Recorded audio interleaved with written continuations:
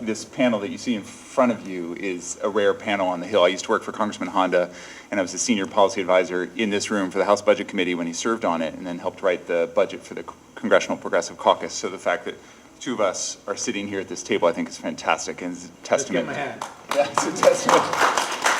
Well, it's a testament to the members' leadership on this and how bipartisan this bill has been. I certainly support it. I just want to give a quick overview of why I'm here and why I'm interested in this bill in particular.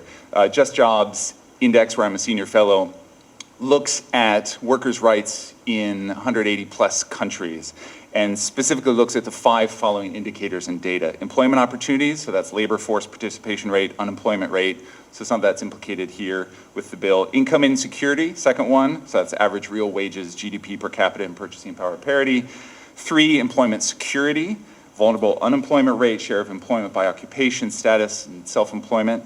4th, safety at work, healthy work conditions, obvious there. 5th, equality of treatment opportunity in terms of female to male employment and unemployment rate disparities.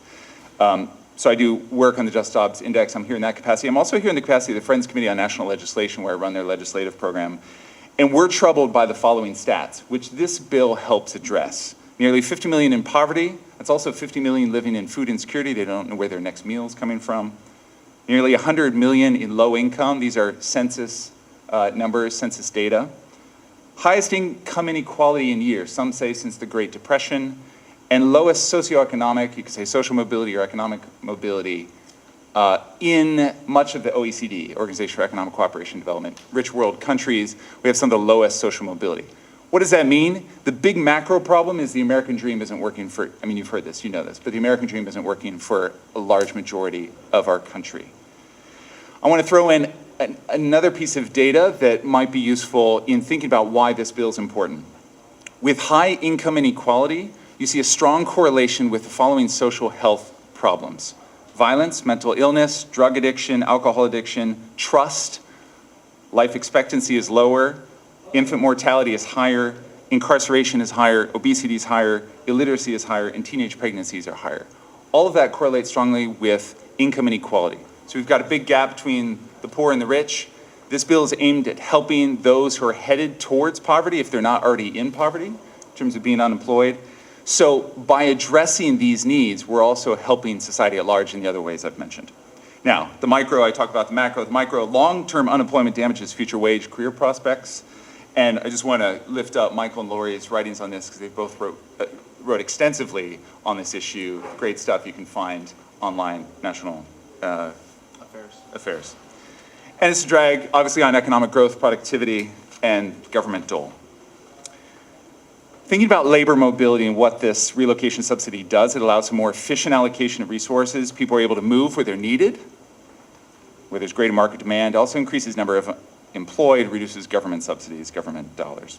Now, I also want to raise up, while this is a very vital short-term solution, how do we think about long-term solution? And if you just Google anything on relocation subsidies, you'll see plenty of this. So I just want to extend this conversation online because you'll see stuff about how do we increase strong labor demand in these home cities or home regions so that people don't have to move. I mean, ultimately, we want people to stay with their families because social capital, social trust is important. They like their neighborhoods. They don't necessarily want to move. This bill helps it if it's necessary. But how do we increase strong labor demand? How do we strengthen workers' skills so that they're competitive in the market? And then perhaps we can have a conversation in Q&A about occupational mobility, not just geographic mobility. OECD talks about ways to reduce income inequality in terms of investing in human capital. So that's higher educational attainment, better skills, boost employment career aspects. EITC, we don't need to get into that necessarily, because that's probably where the bipartisanship might fall apart. I love that thing. Oh, you love that thing, good, yeah. Great. Oh, you're behind it. Excellent. So I want to raise a few questions, and maybe this can come into the Q&A, because greater labor mobility does allow for a more flexible labor market. It's key in doing so to ensure minimum wage requirements, worker protections, things like that. There we can disagree. There we can disagree.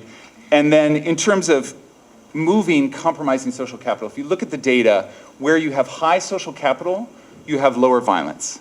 Where you have low social capital, you have higher violence. So if I'm moving to another city, how do we ensure, and so this is just a question for the group and maybe a question in conversation with members in the panels, how do we ensure that social capital remains high so that someone's not extracted from their community and then left with low social capital?